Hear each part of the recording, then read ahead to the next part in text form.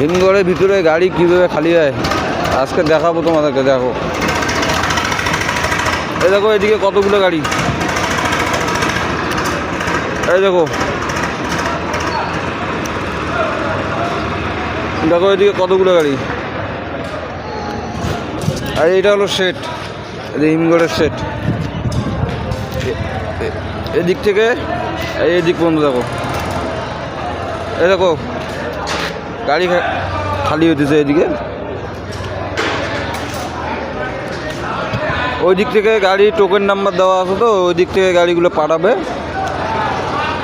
এক token number হিসেবে গাড়ি পাঠাবে, এদিকে খালি হবে।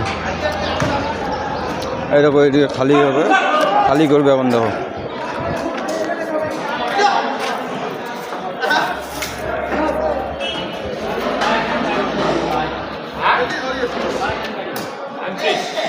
এই যে এইভাবে খালি হয়,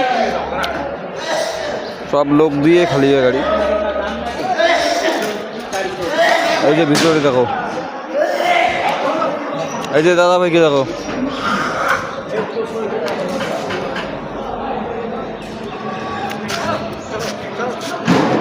ভিতরে কতগুলো জায়গা আছে দেখাচ্ছি।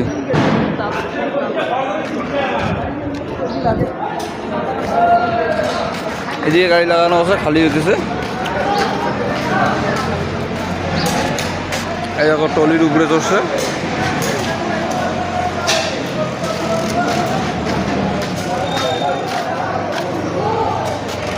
এইদিকেও খালি হইতেছে। দেখো